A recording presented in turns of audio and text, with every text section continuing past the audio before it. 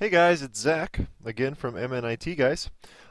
Today we're going to talk about some different types of things you can do as it involves with sound and audio effects. So let's toggle over to our little music button here, and you can see here that we have a couple different options here. We have theme music, sound effects, and then access to songs that you may or may not have on your iPad, iPod Touch, or iPhone. So let's start with adding some theme music perhaps. So in here are some pre-built-in songs that iMovie supplies for you. So for instance, we have, let's say, this playful one.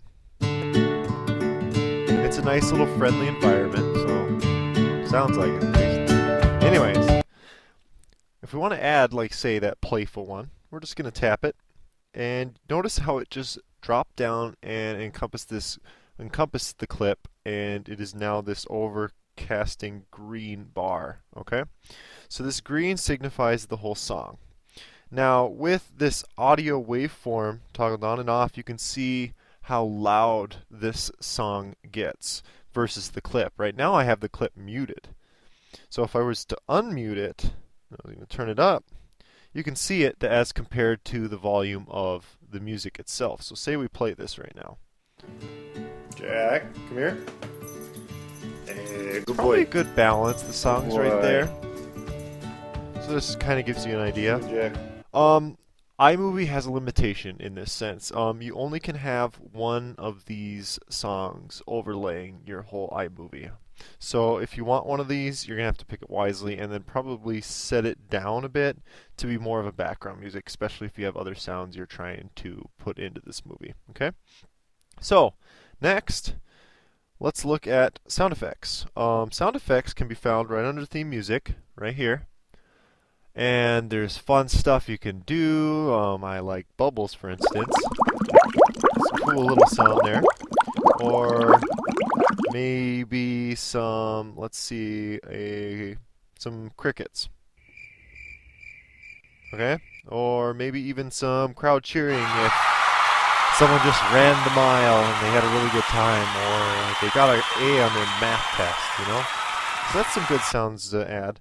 Let's throw the doorbell in there for fun. Okay? So the doorbell put itself between the bottom of the music file and your clip. So this is completely movable, just like clips, by just drag and dropping to where you'd like your doorbell sound. So I'm going to put mine there, for instance. Good boy. And there's the doorbell sound. What you doing, Jack? Pretty cool and easy to work with. There's a lot of cool things you can do and creative things you can do with that kind of option. Finally, I'd like to show some narration stuff that you can do. By hitting this button right here on the mic, it's a little picture of a mic, you can add a recording. And so you can narrate like what's going on, or the child could narrate with what they're doing or what they should be doing, in this case for these video modeling workshops. So you can hit record, and you can do a test record.